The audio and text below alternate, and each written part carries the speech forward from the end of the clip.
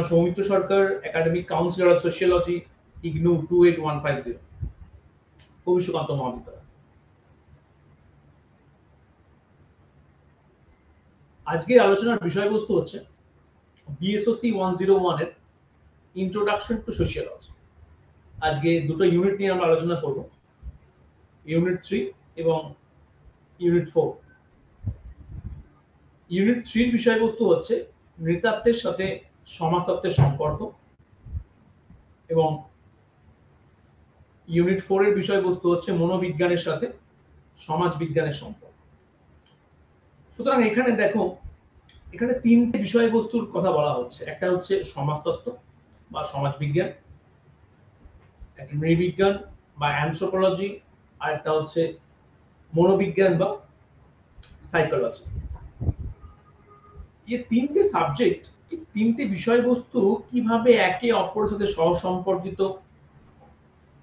কিভাবে একে অপরের মধ্যে পার্থক্য রয়েছে, সেগুলো কিন্তু আজকে আমরা আমাদের আলোচনার মধ্যে দেখে নেওয়ার চেষ্টা করব।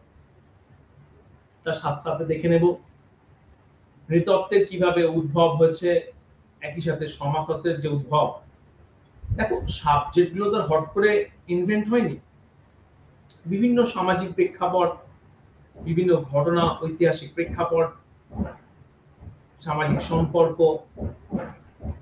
বিভিন্ন পদক্ষেপের মধ্যে দিয়েই কিন্তু সমাজতত্ত্ব, নৃতত্ত্ব বা অন্যান্য সোশ্যাল সায়েন্সের সাবজেক্টগুলো বা বিষয়বস্তুগুলোর জন্ম হয়ে থাকে। সেক্ষেত্রে আমরা কিন্তু আমাদের আজকের আলোচনাতে সমাজতত্ত্ব এবং নৃতত্ত্বের উদ্ভবের ইতিহাসটাও অন্যরকম ভাবে কিন্তু আলোচনা করার চেষ্টা করব। তাই প্রথমে আমরা দেখে নেব সমাজতত্ত্বের প্রকৃতি, অর্থাৎ সমাজতত্ত্ব সম্বন্ধে কিছু শব্দ, কিছু বিষয়বস্তু জেনে নিতে হবে। তাহলে কিন্তু সমাজতত্ত্বের প্রেক্ষাপটকে বোঝা বা জানা আরো বেশি সহজ হয়ে উঠবে। কি বলছে সমাজবিজ্ঞান? সামাজিক বিজ্ঞানের মধ্যে সর্বকনিষ্ঠ, অর্থাৎ যতগুলো সোশ্যাল সায়েন্সের সাবজেক্ট রয়েছে বা বিষয়বস্তু রয়েছে, তার মধ্যে সোশিয়োলজি কিন্তু হচ্ছে সর্বকনিষ্ঠ। তার মানে বাকি সামাজিক বিজ্ঞানগুলোর ডেভেলপমেন্ট বা বিকাশ কিন্তু অনেক আগে হয়েছে, সেই তুলনায় সমাজতত্ত্বের বিকাশ কিন্তু অনেক পরে। আগাস্ট কৌতের হাত ধরে 1838 সমাজতত্ত্বের কিন্তু বিকাশ ঘটে থাকে। কি বলছে, দ্রুত বর্ধনশীল একাডেমিক শাখাগুলির মধ্যে একটি, অর্থাৎ যেভাবে সোশ্যাল সায়েন্সের বিষয়বস্তুগুলো ডেভেলপমেন্ট হচ্ছে, যেভাবে তার বিকাশ প্রগতির ধারা অব্যাহত রয়েছে, সেগুলোর সাথে যদি তুলনামূলকভাবে আলোচনা করি, তাহলে দেখবো যে সমাজতত্ত্বের কিন্তু বিকাশ বাকিদের তুলনায় অনেক বেশি সরগর, অনেক বেশি ফাস্ট, অনেক বেশি দ্রুত। আর এই যে সমাজ বিজ্ঞান, এই সমাজ বিজ্ঞান শব্দটি কিন্তু প্রথম ব্যবহার করছেন কি আগাস্ট কৌত 1838-1839 এর সময়কালে। কৌত যখন সমাজতত্ত্ব সাবজেক্টিভ উদ্ভব ঘটাচ্ছেন, তিনি তার পজিটিভ ফিলসফি গ্রন্থে সাবজেক্টটা সম্বন্ধে বলছেন। তিনি দেখাচ্ছেন যে সোশিয়োলজি শব্দটি দুটো শব্দের সমাহারে গড়ে উঠেছে। একটা হচ্ছে সোশিয়াস, যার অর্থ হচ্ছে অ্যাসোসিয়েট বা কম্পেনিয়ন, আর একটা হচ্ছে লোগোস, যার অর্থ হচ্ছে নলেজ বা জ্ঞান। প্রসঙ্গত, এই যে সমাজতত্ত্বের বিকাশে আগাস্ট কোতের নাম বারবার উঠে আসে। কোত কিন্তু এমন একটা সমাজ বিজ্ঞানের উদ্ভব করাতে চেয়েছিল, যে সমাজ বিজ্ঞানটা সমাজের সার্বিক প্রেক্ষাপট বিষয়বস্তুগুলিকে সুনির্দিষ্টভাবে আলোচনা করবে, অর্থাৎ সমাজ সম্বন্ধে স্বতঃস্ফূর্ত ধারণা, জ্ঞান তুলে ধরার ক্ষেত্রে সমাজতত্ত্বের থেকে অন্য কোনো সাবজেক্ট ভালো হতে পারে না, কারণ সমাজতত্ত্ব সমাজের বিজ্ঞান ভিত্তিক আলোচনা করে। কোত কিন্তু সেই সময় দেখানোর চেষ্টা করছেন সমাজতত্ত্বকে অ্যাজ এ সায়েন্স হিসাবে, সোশ্যাল সায়েন্স হিসাবে তিনি দেখানোর চেষ্টা করছেন যে এটা সমাজের অন্যান্য সমাজ বিজ্ঞানগুলির তুলনায় সব থেকে বেশি প্রভাবশালী এবং সমাজে অন্যান্য ক্ষেত্রগুলিকে প্রভাবিত করে। দেখো, কোত এই যে শব্দটি ব্যবহার করেছে 1838-এ, তার পজিটিভ ফিলোসফি গ্রন্থে, কোত কিন্তু এই সাবজেক্টটাকে প্রথমে সায়েন্সের আদলে করতে চেয়েছিল। সায়েন্সের আদলে কেন? কারণ এটা যে সময়কার কথা বলা হচ্ছে, সেই সময় কিন্তু ইউরোপীয় সমাজগুলোতে সায়েন্সের খুব বেশি ডেভেলপমেন্ট হয়। তোমরা পড়েছো, এনলাইটমেন্ট পড়েছো, রেনেসাঁস পড়েছো। তাহলে এনলাইটমেন্ট বা রেনেসাঁস এই সময় কিন্তু মানুষের যে চিন্তাধারা, এই চিন্তাধারা কিন্তু অনেক বেশি বিজ্ঞান কেন্দ্রিক বা যুক্তি কেন্দ্রিক ছিল। তাহলে মানুষের এই বিজ্ঞান ভিত্তিক চিন্তাধারার মধ্যে যে বিকাশ, অর্থাৎ বিজ্ঞানের যে প্রেক্ষাপট রয়েছে, এই বৈজ্ঞানিক প্রেক্ষাপটটাকে কোত কি চেয়েছিলেন, যেটাকে সমাজতত্ত্বের প্রেক্ষাপটের মধ্যে অন্তর্ভুক্ত করতে। সুতরাং একটা জিনিস মাথায় রাখতে হবে যে কোত যখন সোশিওলজির কথা বলছেন, তার প্রাইম মোটো ছিল এটাই যে সমাজতত্ত্বকে সায়েন্সের মতো করে তুলে ধরতে হবে। কারণ সমাজতত্ত্বকে যদি সায়েন্সের মতো করে তুলে ধরতে পারি, তাহলে সেই সময়ের প্রেক্ষাপটে এটি সব থেকে বেশি মানুষের কাছে গ্রহণযোগ্য হয়ে উঠবে। কারণ সেই সময় মানুষের কাছে সায়েন্স সব থেকে বেশি গ্রহণযোগ্যমূলক বিষয়বস্তু ছিল। সেই কারণেই কোত কিন্তু সমাজ বিজ্ঞানকে সমাজের একটা বিজ্ঞান হিসাবে দেখার চেষ্টা করছেন। অর্থাৎ এমন একটি সমাজ বিজ্ঞান যে সামাজিক ঘটনাকে সুস্পষ্টভাবে ব্যাখ্যা করবে যুক্তি কেন্দ্রিক দৃষ্টিকোণ থেকে। আর কি বলছে, যদি মানুষের আচরণের সমষ্টিগত দিকগুলির উপরে জোর দেয়, অর্থাৎ মানুষের আচরণের সমষ্টিগত দিক, ব্যক্তি কতটা সামাজিক ঘটনাকে প্রভাবিত করছে, এর থেকে বেশি অনেক প্রাধান্যশালী ঘটনা হচ্ছে একটা সমষ্টিগত ঘটনা কিভাবে সমাজের উপরে প্রভাব ফেলছে। তাহলে সমাজতত্ত্বের বিকাশের ইতিহাসে প্রাথমিকভাবে যে নামগুলো উঠে আসছে, তার মধ্যে একটা কি পেলাম, আগাস্ট কোত। কারণ কোতকেই বলা হয় সমাজতত্ত্বের ফাউন্ডিং ফাদার, যার হাত ধরেই কিন্তু সোশিওলজির ডেভেলপমেন্ট হয়েছে। সালগুলো মনে রাখতে হবে, 1838, এবং কোথায় হচ্ছে, ইউরোপিয়ান কান্ট্রিতে, ফ্রান্সে। কারণ কোত হচ্ছে একজন ফ্রেঞ্চ সোশিওলজিস্ট। আমরা দেখে নেব ঠিক সমাজতত্ত্বের মতো করে নৃতত্ত্বেরও উদ্ভবের প্রেক্ষাপট। দেখো, সমাজতত্ত্ব শব্দটি আলোচনা করতে গিয়ে বলেছিলাম যে সোশিওলজি শব্দটি দুটো শব্দের সমাহারে গড়ে উঠেছে, সোশিয়াস এবং লোগোস। অ্যানথ্রোপোলজির ক্ষেত্রেও কিন্তু দেখো, অ্যানথ্রোপোলজি শব্দটিও কিন্তু দুটো শব্দের সমাহারে গড়ে উঠছে। একটা হচ্ছে অ্যানথ্রোপস, যার অর্থ হচ্ছে মানুষ, অ্যানথ্রোপস মানে হচ্ছে হিউম্যান। আর একটা হচ্ছে লজিক বা লোগোস। তাহলে এই যে লজিয়া বা লোগোসের কথা বলছে, এর অর্থ হচ্ছে অধ্যয়ন। অর্থাৎ অ্যানথ্রোপোলজির অর্থ হচ্ছে হিউম্যানের অধ্যয়ন, মানুষের অধ্যয়ন। অর্থাৎ অ্যানথ্রোপোলজি কার স্টাডি করে? অ্যানথ্রোপোলজি মানুষের অধ্যয়ন করে। তাহলে সমাজতত্ত্বের অধ্যয়নের বিষয়বস্তু হচ্ছে সমাজ, নৃতত্ত্বের অধ্যয়নের বিষয়বস্তু হচ্ছে হিউম্যান বা মানুষ। তবে মানুষ যেহেতু সমাজের মধ্যে বসবাস করে, তাই ক্ষুদ্র সমাজের প্রেক্ষাপটও কিন্তু নৃতত্ত্বের আলোচনার বিষয়বস্তুর মধ্যে রয়েছে। আর কি বলছে, নৃতত্ত্বের একমাত্র বিষয় হলো মানব সমাজের অধ্যয়নের ক্ষেত্রে সমাজ বিজ্ঞানের সুযোগকে অতিক্রম করা। তার মানে মানব সমাজের অধ্যয়নের ক্ষেত্রে সমাজ বিজ্ঞানের সুযোগকে অতিক্রম করা। অর্থাৎ নৃতত্ত্ব আর সমাজতত্ত্ব দুটোই কিন্তু সামাজিক প্রেক্ষাপটকে নিয়ে বিশ্লেষণ করে, কিন্তু নৃতত্ত্ব সমাজতত্ত্বের থেকে কোথায় গুরুত্বপূর্ণভাবে আলাদা হয়ে যায়? সমাজতত্ত্বের অধ্যয়নের পরিধি হচ্ছে একটা বৃহৎ এরিয়া নিয়ে, বৃহৎ প্রেক্ষাপট, বৃহত্তর সমাজ।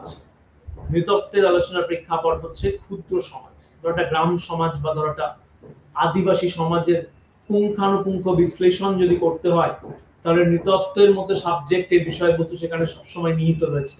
3 নম্বর কি বলা হচ্ছে? 3 নম্বর বলছে নৃতত্ত্বের শাখাগুলি হলো socio cultural anthropology, physical anthropology, archaeological anthropology, আর একটা হচ্ছে লিঙ্গুইস্টিক অ্যানথ্রোপোলজি। অর্থাৎ নৃতত্ত্বের অভ্যন্তরে আরো যে সমস্ত বিষয়গুলোকে আমরা গুরুত্ব দেব, সোশিও কালচারাল, অর্থাৎ সোশিও কালচারাল অ্যাসপেক্ট তার আলোচনার মধ্যে ফুটে ওঠে। ফিজিক্যাল অ্যানথ্রোপোলজি, আর্কিওলজিক্যাল অ্যানথ্রোপোলজি, আর একটা হচ্ছে লিঙ্গুইস্টিক অ্যানথ্রোপোলজি। এই প্রত্যেকটা দিক এক একটা নির্দিষ্ট বিষয়কে অন্তর্ভুক্ত করে। সোশিও কালচারালের মধ্যে রয়েছে সাংস্কৃতিক প্রেক্ষাপটগুলো, অর্থাৎ একটা ব্যক্তির সামাজিক জীবনশৈলী, তার ফুড হ্যাবিট, তার ড্রেসিং সেন্স, তার কনভারসেশনাল প্যাটার্ন, তার ইন্টারঅ্যাকশনাল ওরিয়েন্টেশনস সব কিন্তু এই সোশিও কালচারের মধ্যে আসবে। ফিজিক্যাল অ্যানথ্রোপোলজির মধ্যে একটা ব্যক্তির শারীরিক গঠন, যে সমস্ত ব্যক্তিরা তোমার সমতলে বসবাস করে আর যে সমস্ত ব্যক্তিরা হিল এরিয়াতে বসবাস করে, বা ধরো ইন্ডিয়ানস এবং ইউরোপিয়ানদের মধ্যে অনেক ফিজিক্যাল স্ট্রাকচারগত পরিবর্তন পড়লো। ইউরোপিয়ানরা ঠান্ডা দেশে বসবাস করার জন্য তাদের গায়ের চামড়া অনেক বেশি হোয়াইট হয়ে থাকে as compare to the Indian people. ইন্ডিয়ানদের চামড়া, গায়ের স্কিন অনেক বেশি ব্রাউনিশ। এখানে হিট ওয়েভের জন্য হিট কে কম্পেয়ার করে দিলে ওখানকার থেকে এখানে হিট বেশি। তাহলে এগুলো মাথায় রাখতে হবে, এগুলো বুঝতে হবে যে কোন সাবজেক্ট কিভাবে কোন কোন বিষয়গুলোকে প্রাধান্য দিচ্ছে। আর কি দেখবো, নৃবিজ্ঞানের শাখাগুলির মধ্যে রয়েছে কি লিঙ্গুইস্টিক্স, ভাষার ব্যবহার। নৃতত্ত্বে যে সমস্ত সমাজ বা গোষ্ঠীগুলোকে নিয়ে আলোচনা করা হচ্ছে, এই সমাজ বা গোষ্ঠীগুলো কি ধরনের ভাষার ব্যবহার ঘটাচ্ছে, এটা কিন্তু তাদের আলোচনার বিষয়বস্তু। কারণ একটা নির্দিষ্ট উপজাতি গোষ্ঠী বা একটা গ্রাম সমাজ তাদের নিজস্ব ভাষা কাঠামোর উপর ভিত্তি করে পরিচালিত হয়।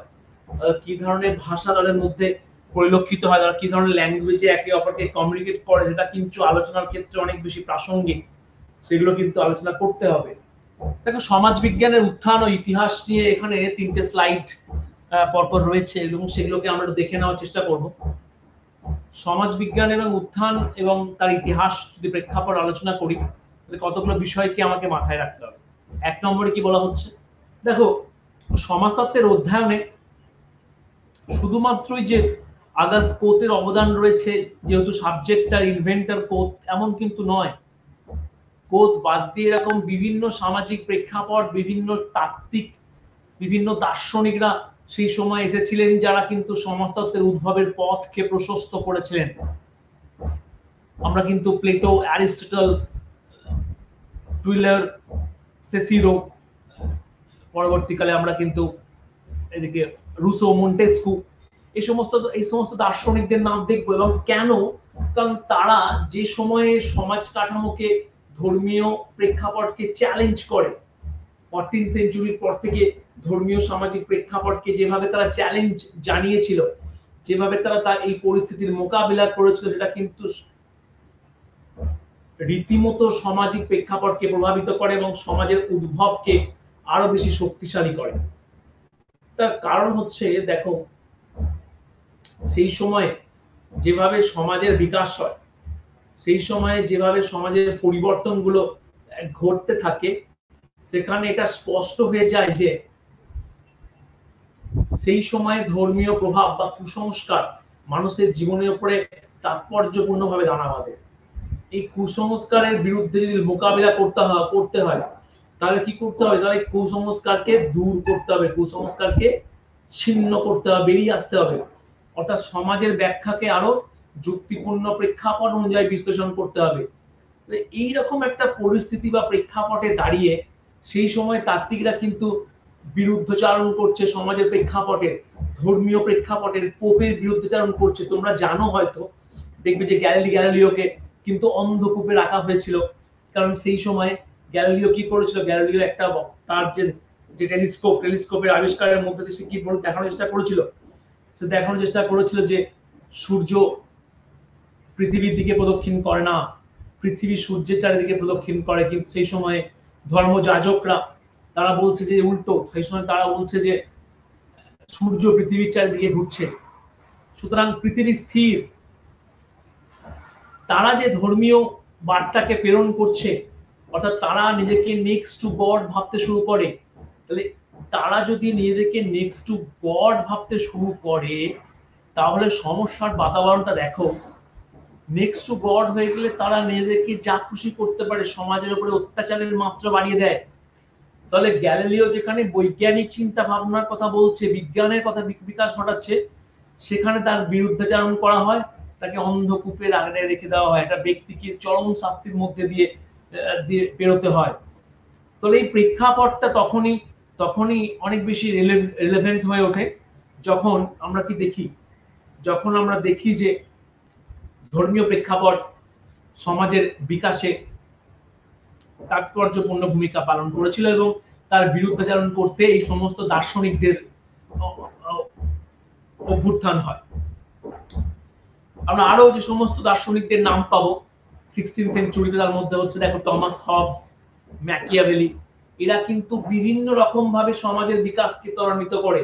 তারা কিন্তু সমাজ এবং রাষ্ট্রের বিকাশে তাদের নিজস্ব বক্তব্যগুলোকে উপস্থাপন করে।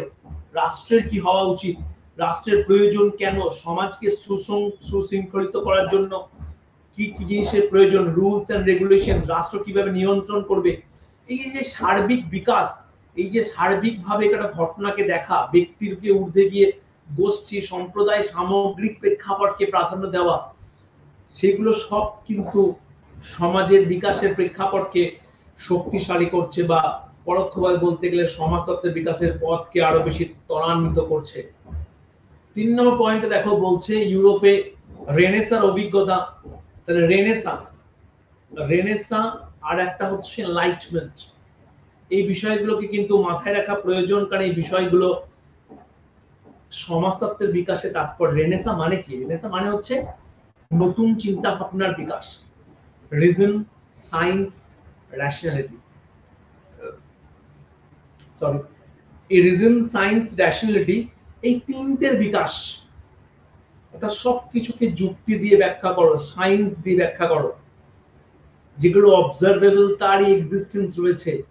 এই যে চিন্তা ভাবনার বিকাশটা সেই সময় ঘটতে শুরু করলো, এই চিন্তার বিকাশের ফলে ধর্মীয় প্রেক্ষাপটটা বাধা পেতে শুরু করে, ধর্মের কাঠামো বিধ্বস্ত হতে শুরু করে, কারণ সেই জায়গাটা দখল করতে শুরু করে সায়েন্স বা বিজ্ঞান। তারপরের পয়েন্টে দেখো বলছে যে দার্শনিক ভিত্তি, আইডিওলজিক্যাল পারসেপশনস, ফিলোসফিক্যাল পারসেপশনের প্রয়োজন রয়েছে। সমাজতত্ত্ব বা নৃতত্ত্বের বিকাশ কিন্তু এইভাবেই শক্ত পথে তৈরি হয়নি। কোথের হাত ধরে সাবজেক্টটা ইনভেন্ট হয়েছে ডেফিনেটলি, কিন্তু পরবর্তীকালে বা তার আগে বিভিন্ন সমাজতাত্ত্বিক বা দার্শনিকরা কিন্তু তাদের অবদান রেখে গেছেন, কিভাবে সমাজের বিকাশ ঘটছে, কিভাবে তার অধ্যয়ন প্রয়োজন, কিভাবে কোন বিষয়বস্তুগুলো তার অধ্যয়নে তাৎপর্যপূর্ণ অবদান রাখবে। এইভাবে দীর্ঘ সামাজিক প্রেক্ষাপট ধরে কিন্তু সমাজতত্ত্বের বিকাশ ত্বরান্বিত হচ্ছে। এর সাথে আরো যে বিষয়গুলোকে আমরা মাথায় রাখবো সেগুলো কি বলছে, 19th সেঞ্চুরিতে সেই সময় যে বুদ্ধিভিত্তিক বা সামাজিক রাজনৈতিক পরিবর্তনগুলো ঘটে, অর্থাৎ 19 শতকে যে চিন্তা ভাবনা, যে দার্শনিক প্রেক্ষাপট, যে রাজনৈতিক প্রেক্ষাপট, যে সামাজিক পরিবর্তনের চিত্র সেই সময় ফুটে উঠছে, সেটা কিন্তু কি করছে, সেটা কিন্তু আমাদের সমাজতত্ত্বের যে বিকাশ সেখানে কিন্তু ত্বরান্বিত করছে। তার কারণ দেখো, সমাজতত্ত্বের বিকাশ শুধুমাত্র কোথের হাত ধরে হচ্ছে না। কোথ ডেফিনেটলি সাবজেক্টটা ইনভেন্ট করেছে এবং খুব খুব জাস্টিফিকেশন ওইটা যদি তুমি দেখো বা যদি কোথের পজিটিভ ফিলোসফি পড়ো, সেখানে দেখবি যে কোথ কিন্তু সাবজেক্টটা ইনভেন্ট করছেন এবং সে তার পজিটিভ ফিলোসফি গ্রন্থে তিনি বলছেন যে এমন একটা সাবজেক্ট বা বিষয়বস্তুর বিকাশ হওয়া প্রয়োজন যা সমাজ সম্বন্ধে সুচিন্তিত যুক্তিকেন্দ্রিক ব্যাখ্যা প্রদান করবে। তাহলে এই বক্তব্যটা বলেই কিন্তু কোথ তার বক্তব্যের কথা উপস্থাপন করেছেন, বেশি কিছু নয়। কারণ 1857 কিন্তু কোথ মারা যায়, তার খুব বেশি কিছু লেখার তার কাছে আয়ুও ছিল না, খুব কম বয়সে মারাও যান। কিন্তু পরবর্তীকালে যে তাত্ত্বিকরা আসে, পরবর্তীকালে যে প্রেক্ষাপট, সেটা কিন্তু সমাজতত্ত্বের বিকাশকে আরো বেশি তাজা করে, সমাজতত্ত্বের বিকাশকে আরো বেশি মজবুত করে। তারপরে দেখো বলছে ফরাসি বিপ্লব এবং শিল্প বিপ্লব, এই দুটো বিপ্লবকে খুব এসেনশিয়াল ওয়েতে পড়া উচিত। তার কারণ হচ্ছে এই দুটো বিপ্লব সমাজতত্ত্বের বিকাশে সব থেকে বেশি অবদান রাখে।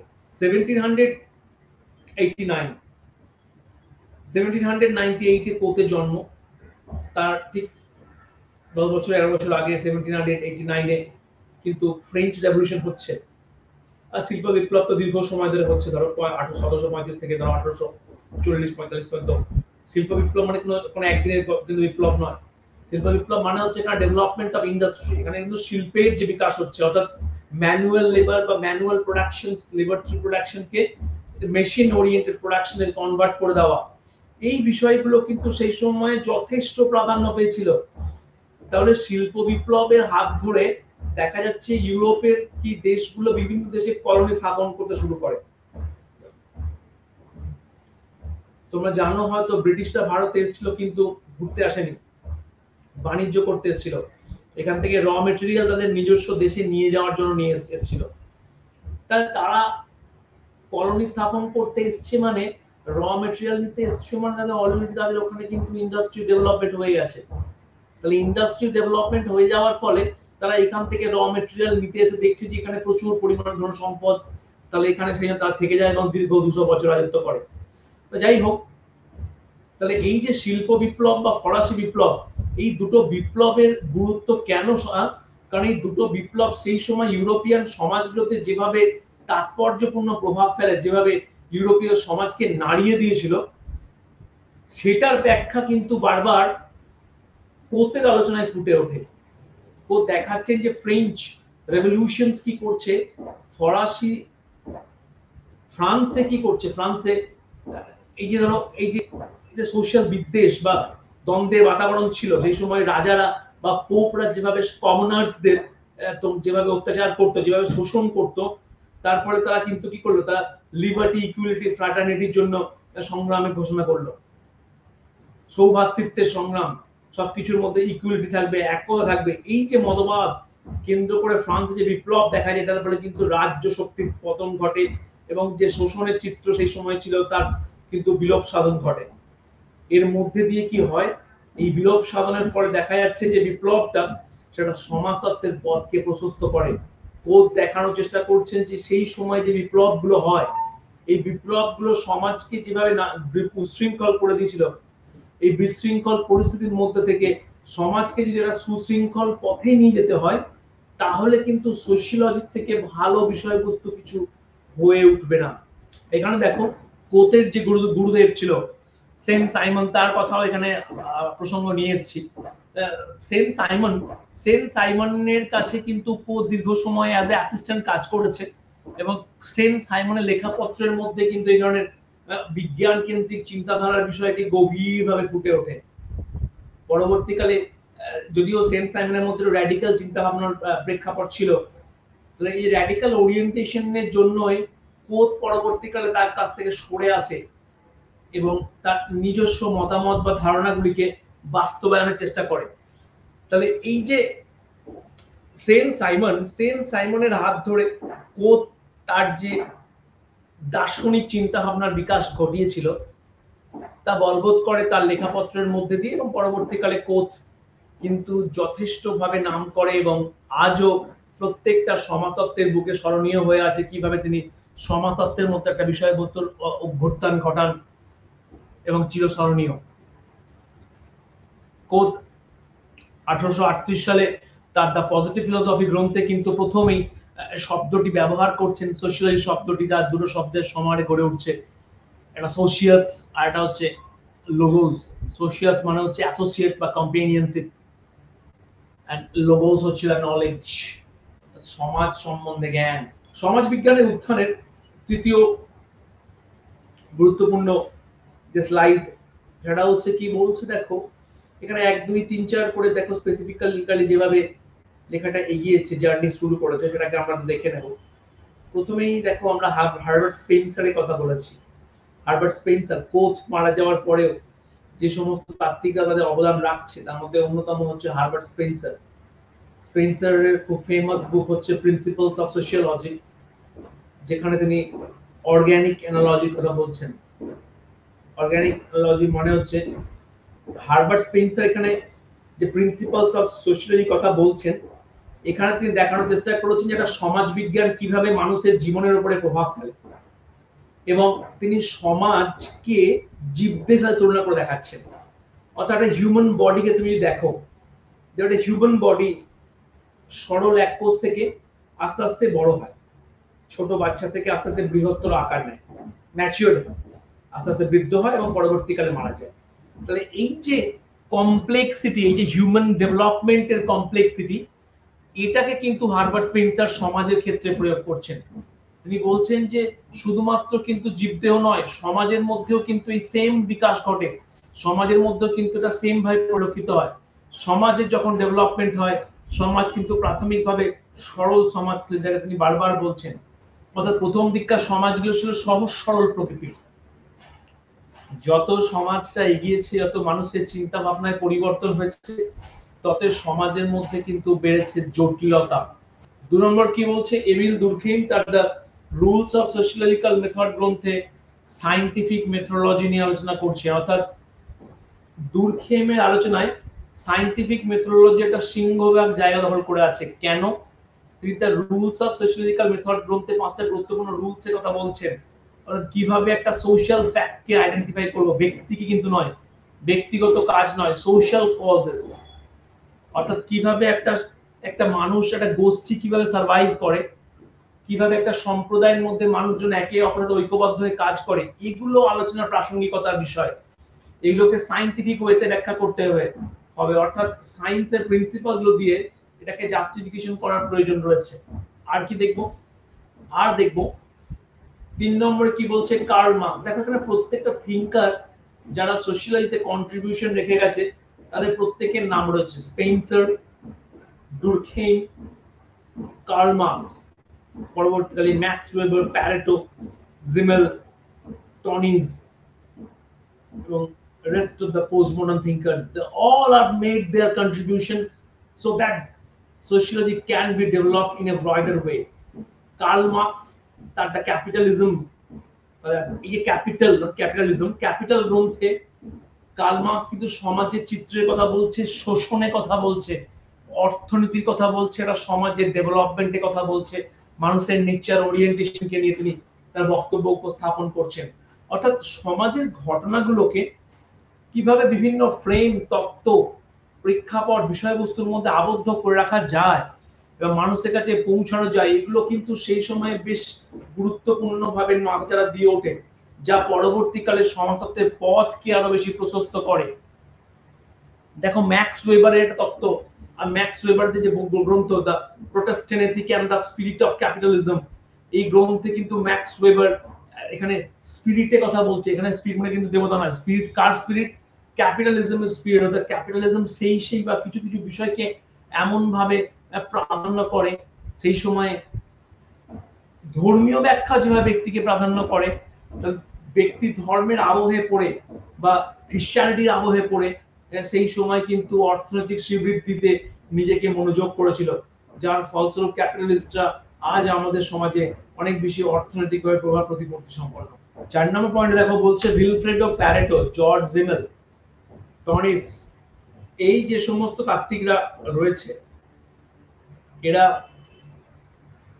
ফ্রান্সের যে প্রেক্ষাপট, ইতালির যে প্রেক্ষাপট, ব্রিটিশ সমসাময়িক যে, তারা প্রত্যেকেই কিন্তু তাদের নিজের নিজের সমাজ কাঠামোয় দাঁড়িয়ে তাৎপর্যপূর্ণ অবদান রাখে, যাতে সমাজতত্ত্বের বিষয়বস্তু অনেক বেশি উপজীব্য হয়ে ওঠে।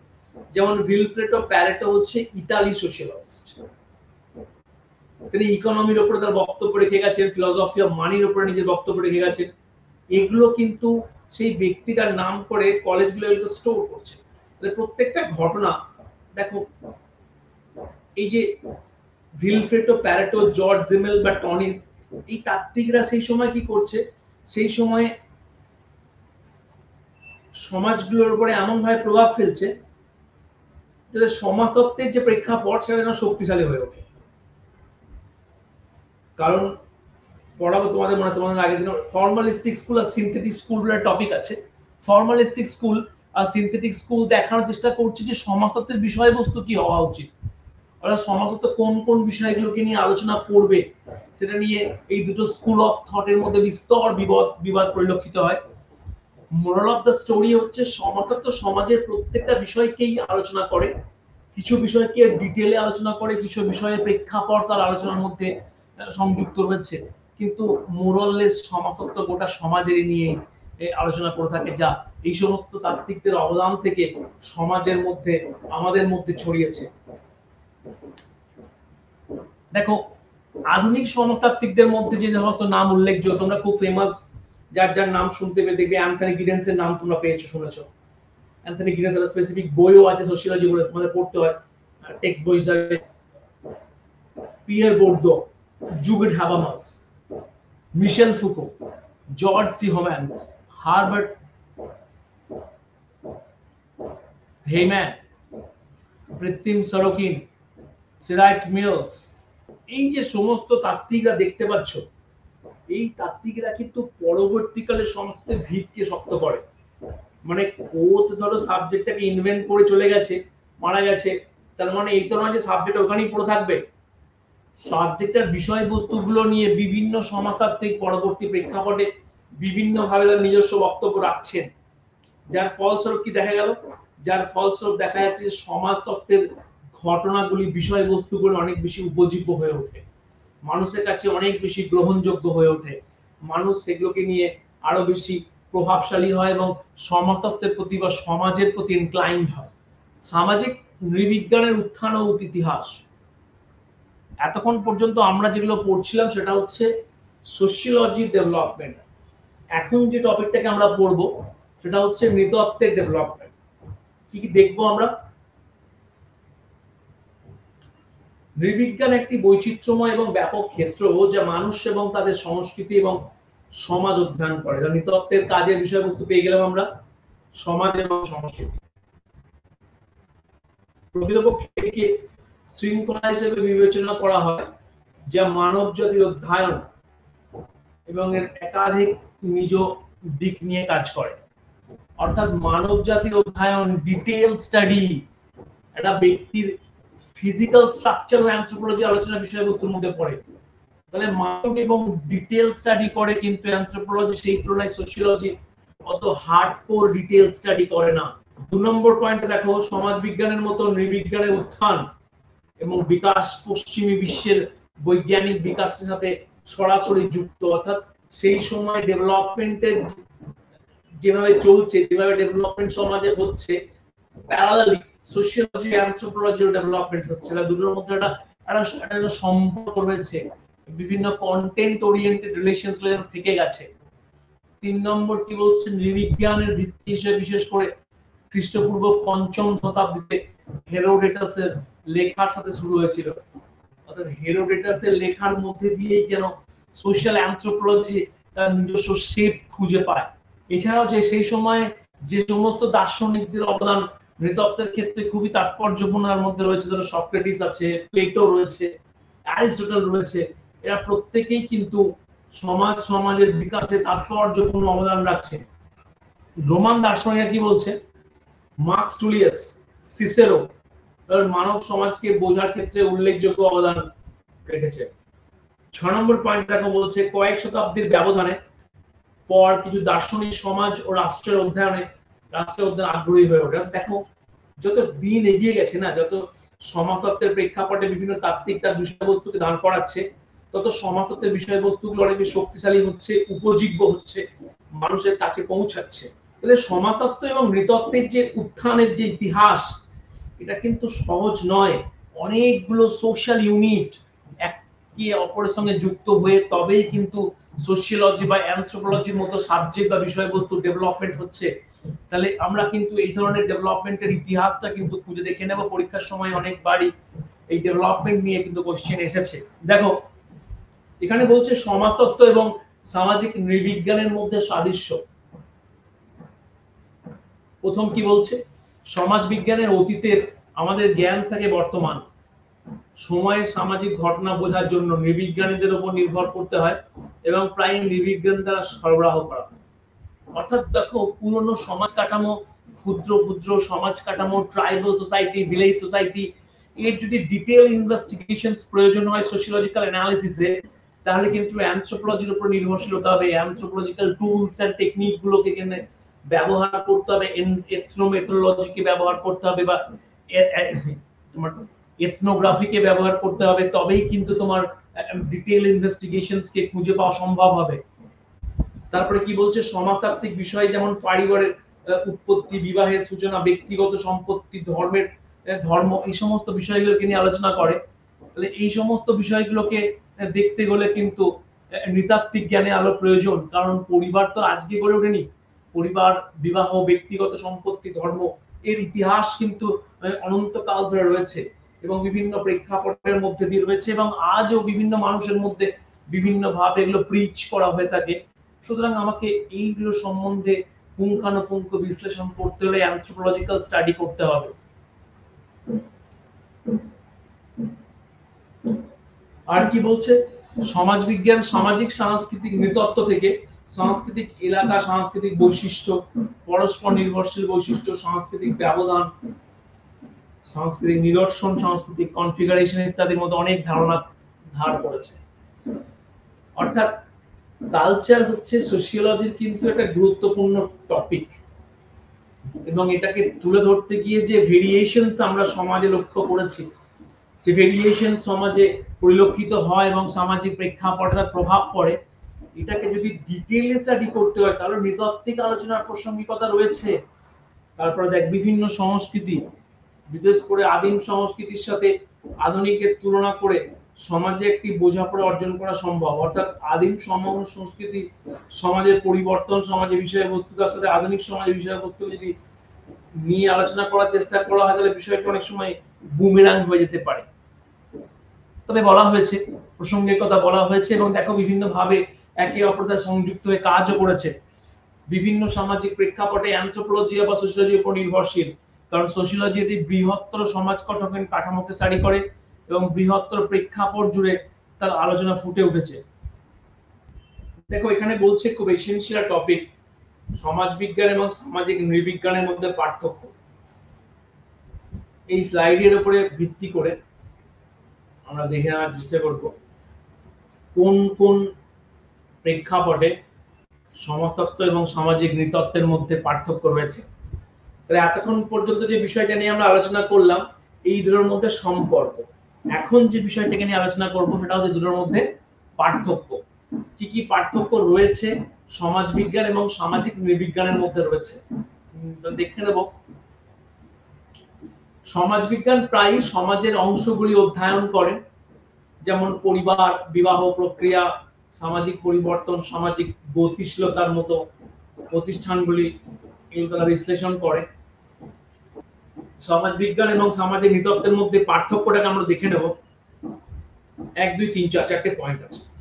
প্রথম পয়েন্ট কি বললাম, সমাজতত্ত্ব সমাজের বিভিন্ন অংশগুলো অধ্যয়ন করে। কেন অংশগুলো অধ্যয়ন করে? দেখো প্রত্যেকটা অংশ সব একে অপরের সাথে অ্যাডজয়েন্ট হয়ে আছে। পরিবার, বিবাহ, বিবাহকে বাদ দিয়ে পরিবারের চিত্র অসম্পূর্ণ, ভাইস ভার্সা, পরিবারকে বাদ দিয়ে বিবাহের জায়গায় পৌঁছানো আবার কষ্টকর। এই দুটোর মধ্যে একটা আন্তঃসম্পর্ক রয়েছে।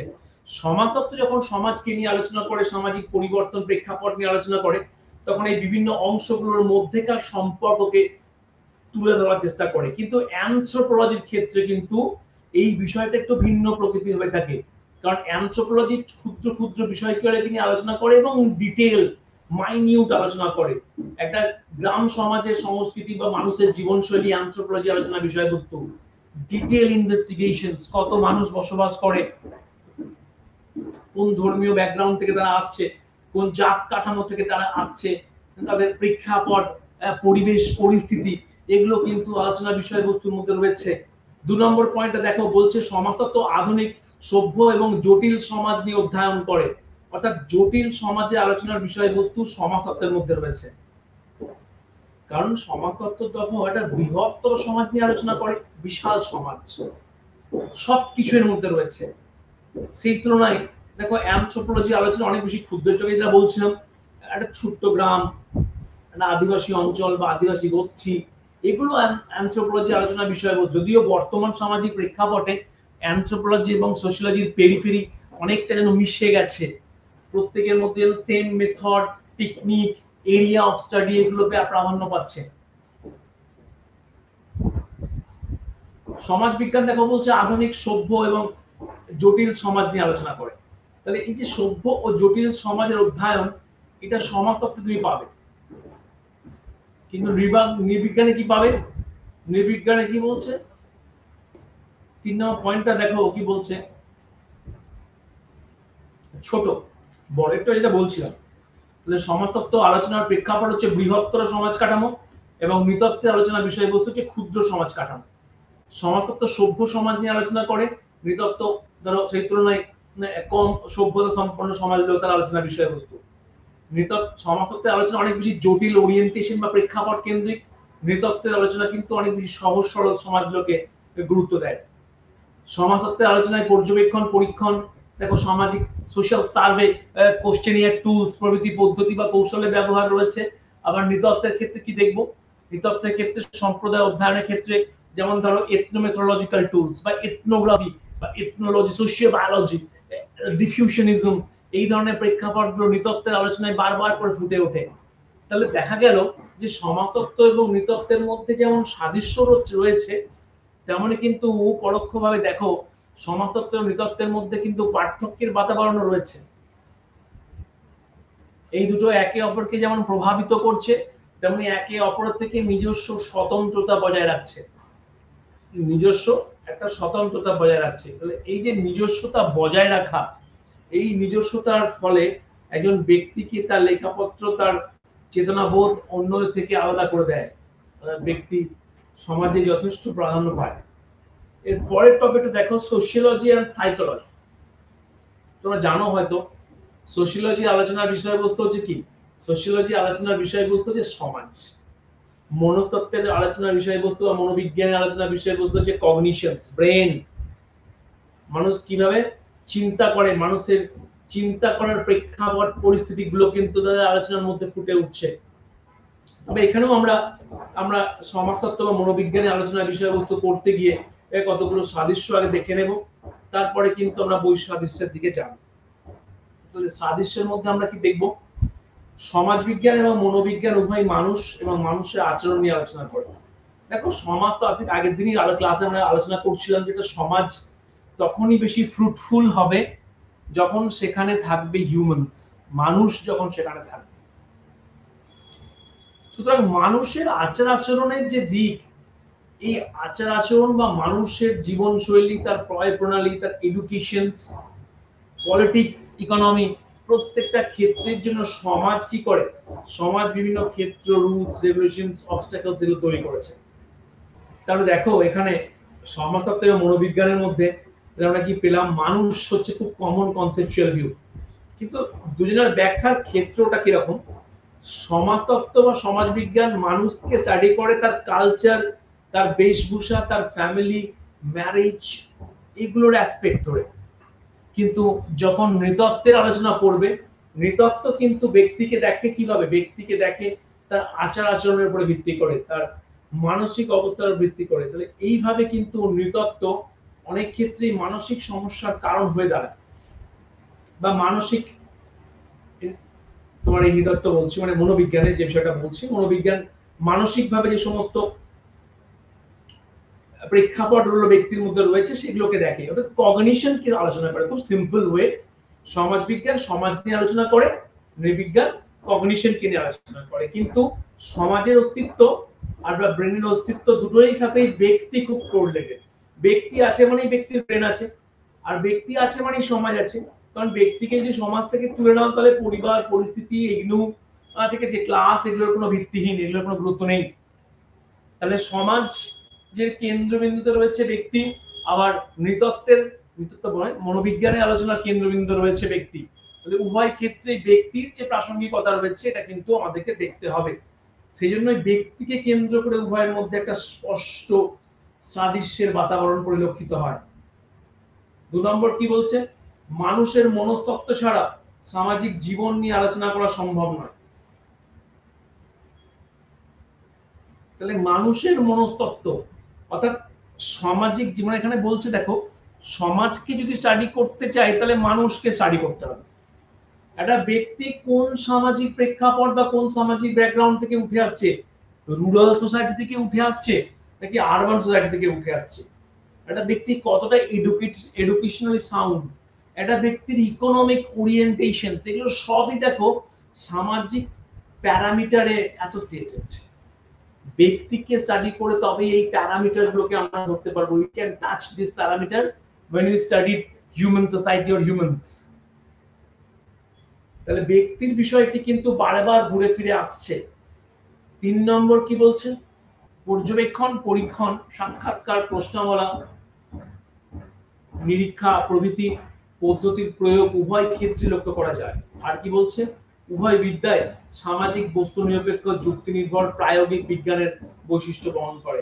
অর্থাৎ দুটোই, সমাজতত্ত্ব এবং মনোবিজ্ঞান দুটোই কিন্তু সামাজিক, অর্থাৎ সমাজের বাইরে নয়, দুটোই বস্তু নিরপেক্ষ, অর্থাৎ বস্তু নিরপেক্ষ বলতে ব্যক্তিকে অ্যাজ এ ইন্ডিভিজুয়াল ট্রিট করে, এটা অ্যাজ এ ব্যক্তিকে তার অবজেক্টিভ ওরিয়েন্টেশনের উপরে ভিত্তি করে ট্রিট করে। যুক্তি নির্ভর, ব্যক্তি কিন্তু সমাজ যে চলতেই হলে, সামাজিক প্রেক্ষাপটে নিজের অবস্থানকে স্বতঃস্ফূর্ত করতে হলে কিন্তু তাকে রুলস এন্ড রেগুলেশনস মেনে চলতে হবে। এখানে সেটাই কথাটাই বলা হচ্ছে যে যুক্তি নির্ভর এবং প্রায়োগিক বিজ্ঞানের বৈশিষ্ট্য, অর্থাৎ অ্যাপ্লায়েড। সমাজতত্ত্বে এই ধরনের অ্যাপ্লিকেশনস অফ সোশিওলজির প্রয়োজন রয়েছে, তবেই কিন্তু ব্যক্তি কিছু শিখে উঠতে পারবে, না হলে পারবে না। তাহলে এই হচ্ছে সমাজ বিজ্ঞান এবং মনোবিজ্ঞানের মধ্যে একটা সাদৃশ্যের বাতাবরণ। দুটোর মধ্যে খুব কমন বা সাধারণভাবে আমরা পেলাম ব্যক্তি, খুব সাধারণভাবে পেলাম আমরা সোশ্যাল অর্গানাইজেশনস, সামাজিক বন্ধুত্বপূর্ণ সম্পর্ক, বস্তু নিরপেক্ষ, যুক্তি নির্ভর।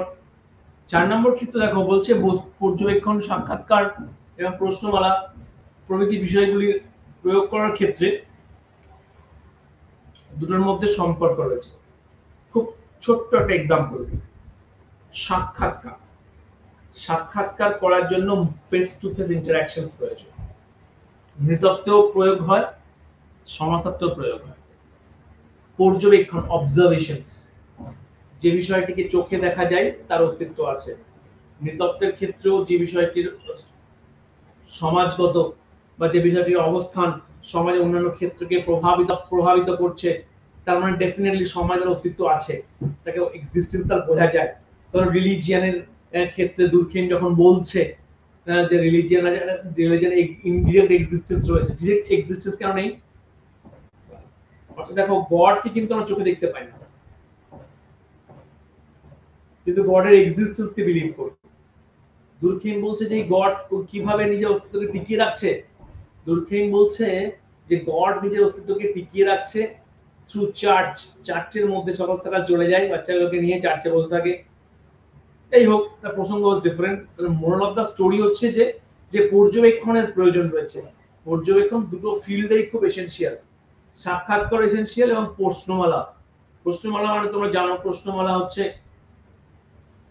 কতগুলো প্রশ্নের সমষ্টি, যেখানে কন্টিনজেন্সি প্রশ্ন, সেখানে ম্যাট্রিক্স প্রশ্ন, এগুলো থাকবে বেসড অন ইউর রিসার্চ ওরিয়েন্টেশনস। তাহলে প্রশ্নমালার ক্ষেত্রে কি হয়, ব্যক্তি প্রশ্নমালা তৈরি করে এবং উপযুক্ত ব্যক্তির কাছে বা রেসপন্ডেন্টের কাছে পৌঁছে দেয়, সেই রেসপন্ডেন্ট সেটাকে পূরণ করে আবার গবেষকের কাছে প্রেরণ করে। যদিও প্রশ্নমালার ক্ষেত্রে, তোমার সাক্ষাৎকারের ক্ষেত্রে এই বিষয়টা খুব বেশি পরিলক্ষিত হয় না। তবে এই দুটো পদ্ধতি, এই পদ্ধতিগুলো কিন্তু সমাজতত্ত্ব এবং নৃতত্ত্ব উভয় ক্ষেত্রে এর প্রয়োগ পরিলক্ষিত হয়, এগুলো প্রয়োগ হয়ে থাকে। আজকের স্লাইডের যে লাস্ট স্লাইড বা টপিক, সেটা হচ্ছে সমাজ বিজ্ঞান এবং মনোবিজ্ঞানের মধ্যে পার্থক্য। সমাজ বিজ্ঞান এবং মনোবিজ্ঞানের মধ্যে যে পার্থক্য, এটাকে আমরা 4টে ফেজের মধ্যে দিয়ে দেখব। সমাজ বিজ্ঞান সমাজ এবং সামাজিক গোষ্ঠীর অধ্যয়ন করে, সামাজিক মনোবিজ্ঞান গোষ্ঠী, পরিস্থিতি এবং সমাজে ব্যক্তির আচরণকে অধ্যয়ন করে। একটু আগেই বলছিলাম নৃতত্ত্বের আলোচনার পরিধি কিন্তু সীমিত as compare to the sociology. সমাজতত্ত্ব একটা বৃহত্তর সমাজ, সামাজিক গোষ্ঠী, এগুলোকে নিয়ে আলোচনা করে, কিন্তু নৃতত্ত্বের আলোচনার বিষয়বস্তু হচ্ছে ক্ষুদ্র প্রকৃতির, সেটা নির্দিষ্ট এরিয়া, নির্দিষ্ট ওরিয়েন্টেশনের কোন কোন বিষয়গুলোকে প্রাধান্য করবে সেটাও কিন্তু বলে দেওয়া আছে। সমাজবিজ্ঞান মানুষের প্রক্রিয়া ডিগ্রি অধ্যয়ন করে এবং সামাজিক মনোবিজ্ঞান মানুষের মানসিক প্রক্রিয়াগুলি অধ্যয়ন করে। এটা দুটো জিনিস আলাদা। সমাজবিজ্ঞান সামাজিক অধ্যয়ন, মনোবিজ্ঞান মানসিক অধ্যয়ন। তাহলে একটা ব্যক্তির কগনিশন, ব্রেনের মধ্যে যে কি চলছে, এটা স্টাডি করার দায়িত্ব হচ্ছে মনোবিজ্ঞানের, কিন্তু সমাজবিজ্ঞানটা সমাজের মধ্যে কি চলছে এটা স্টাডি করার দায়িত্ব সমাজবিজ্ঞানের। এখন ধরো এই যে সময়কালটা হলো ইলেকশনের সময়, এই সময় তারপর আবার প্রচুর গরম, তাহলে এই যে প্রেক্ষাপটটা, এই প্রেক্ষাপটটা কিভাবে দেখছে সমাজ, মানুষ কিভাবে ইলেকশন ডিউটিটাকে দেখছে, তার উপরে ইলেকশন ডিউটি কিভাবে প্রভাব পড়েছে, এই যে চিত্র, এই চিত্রটা কিন্তু সামাজিক প্রেক্ষাপট থেকে বেরিয়ে আসছে। সমাজতত্ত্ব কিন্তু সেই কারণেই সামাজিক পরিস্থিতিগুলির দ্রুত ধারে অধ্যয়ন করে থাকে এবং সামাজিক মনোবিজ্ঞান মানুষের মানসিক প্রক্রিয়া, কগনিশন, যাতে ব্যক্তি কি চিন্তা ভাবনা করছে, ব্যক্তির ফুড হ্যাবিট, তার সোশ্যাল ইন্টারকোর্স, এগুলো কিন্তু একটা ব্যক্তির আলোচনার অ্যাসপেক্টকে মনোবৈজ্ঞানিক দিক থেকে প্রাধান্য দিচ্ছে মনোবিজ্ঞান। অর্থাৎ একটা ব্যক্তি যদি মনোবিজ্ঞানের অ্যাসপেক্টে বলে দেয় যে পেপারটা আমি তৈরি করেছি বা লেখাটা আমার, প্লেগারিজম চেকে ধরা পড়লে তা নাও হতে পারে, ব্যক্তির মনোবৈজ্ঞানিক দিকটাকে বেশি প্রাধান্য দেওয়া হয়। তার পরের পয়েন্টটা, সমাজবিজ্ঞান সামাজিক ফর্ম ও কাঠামোতে আগ্রহী, যেখানে সামাজিক মনোবিজ্ঞান ব্যক্তিদের আচরণের উপরে ফোকাস করে। তাহলে কি পেলাম? সামাজিক ফর্ম এবং কাঠামোতে আগ্রহী কারা? হচ্ছে সমাজবিজ্ঞান, অর্থাৎ concretized factor, social institution, social groups, community associations, এগুলো কিন্তু সমাজতত্ত্বের আলোচনার বিষয়বস্তুর মধ্যে পড়ে। অর্থাৎ structural orientation, structured perceptions of a society, এটা কিন্তু সমাজতত্ত্বের আলোচনার একটা খুব কেন্দ্রীয় বিষয়। কিন্তু যখন আমরা নৃতত্ত্বের প্রেক্ষাপটে ঢুকবো, নৃতত্ত্বের প্রেক্ষাপটে আমরা কি দেখছি? সামাজিক মনোবিজ্ঞানের দিকটি ব্যক্তিদের আচরণের উপরে কিভাবে প্রভাব ফেলছে, অর্থাৎ গ্রীষ্মকালে ব্যক্তি কিভাবে আচরণ করছে, তার বেশভূষা, ফুড হ্যাবিট, তার মানসিক চিন্তা ভাবনা, সে পড়াশোনাকে কিভাবে দেখছে, সে পাড়া প্রতিবেশী কিভাবে, যে পরিবারকে কিভাবে দেখছে, এই প্রত্যেকটা জিনিসকে অধ্যয়ন করার জন্য কিন্তু মনস্তাত্ত্বিক দিকগুলিকে গুরুত্ব প্রদান করতে হবে। আর এই মনস্তাত্ত্বিক দিকগুলিকে গুরুত্ব প্রদান করছে অ্যানথ্রোপোলজি, মনোবিজ্ঞান, অ্যানথ্রোপোলজি নয়, মনোবিজ্ঞান। বারবার অ্যানথ্রোপোলজি পড়ে ফেলছি, এটা কি মাথায় রাখবে, এটা মনোবিজ্ঞান। আর তারপরের যে পয়েন্টটা বলছে, দেখো সেই পয়েন্টে বলা হচ্ছে, দেখো সমাজতাত্ত্বিক দৃষ্টিভঙ্গি এবং মনস্তাত্ত্বিক দৃষ্টিভঙ্গি, খুব সিম্পল এটা দিয়েছে। সমাজতাত্ত্বিক দৃষ্টিভঙ্গি অর্থাৎ মানুষের চিন্তা ভাবনার মধ্যে সমাজতত্ত্বের যে রিফ্লেকশনটা, সেটার কথা এখানে বলা হচ্ছে। অর্থাৎ সমাজতত্ত্বের আলোচনার বিষয়বস্তু অনেক বেশি সমাজ, সামাজিক প্রেক্ষাপট, এগুলোকে অনেক বেশি প্রভাবিত করে, রীতিনীতি, বৈশিষ্ট্য। কিন্তু মনোবিজ্ঞান কি করছে? ব্যক্তির আচরণকে প্রভাবিত করছে। এই যে সামাজিক প্রেক্ষাপট, এই যে ধরো সোশ্যাল ওরিয়েন্টেশনস, এই সময়কে প্রেক্ষাপট, ধরো এই চরম গরম পড়েছে, এই গরম, সামাজিক যে অবস্থান, পরিস্থিতি, গোষ্ঠী, পরিবার, অফিস, এই সমস্ত প্রেক্ষাপটে কিভাবে মানুষের কিভাবে সমস্যা পড়ছে, মানুষ কিভাবে এগুলোকে মেনটেন করছে এই গরমের, চরম গরমের সময়ে, এটা সোশিওলজিক্যাল ওরিয়েন্টেশন থেকে দেখবো। কিন্তু সাইকোলজি কি করবে? সাইকোলজি দেখার চেষ্টা করবে যে এই চরম গরমের পরিস্থিতিতে ব্যক্তি মানসিকভাবে কিভাবে ডিল করছে, সে সিচুয়েশনটাকে কিভাবে ডিল করছে, তার মেন্টাল কগনিশনটাকে দেখবে। ব্যক্তি প্রচুর গরমে হয়তো বাড়ি থেকে বেরোচ্ছে না, তার সে হয়তো হয়তো সকাল থেকে সমস্ত কাজ সেরে নিচ্ছে, সে হয়তো সারাদিন ঠান্ডা খাবার খাচ্ছে, সে হয়তো ধরো তোমার কি বলবো, ধরো তোমার সকাল থেকে কাজ সেরে নিয়েছে, বা ধরো কাজগুলোকে পোস্টপোন করছে, গরমে এসির হাওয়া, এসির মধ্যে আছে। এই যে তার মানসিক অবস্থানটা, মানসিক পরিস্থিতির দিকটা, এটা কিন্তু নৃতত্ত্বের আলোচনার মধ্যে পাবো। সুতরাং সমাজতত্ত্ব, মনস্তত্ত্বের আলোচনার মধ্যে পাবো। সমাজতত্ত্ব এবং মনস্তত্ত্বের যে প্রেক্ষাপট, এই দুটোর মধ্যে যেমন সাদৃশ্য রয়েছে, তেমনি দুটোর মধ্যেও বৈসাদৃশ্য একদম স্পষ্ট। এই দুটোই কিন্তু সমাজের উপরে বিস্তৃতভাবে সমাজকে প্রভাবিত করে। সুতরাং আজকের যে আলোচনা, সেখানে আমরা কি পড়লাম? সমাজতত্ত্বের উত্থান, নৃতত্ত্বের উত্থান, সমাজতত্ত্ব নৃতত্ত্বের মধ্যে সাদৃশ্য, সমাজতত্ত্ব নৃতত্ত্বের মধ্যে পার্থক্য, সমাজতত্ত্ব মনস্তত্ত্বের মধ্যে সাদৃশ্য, আর সমাজতত্ত্ব মনস্তত্ত্বের মধ্যে পার্থক্য। আজ এটুকুই ছিল।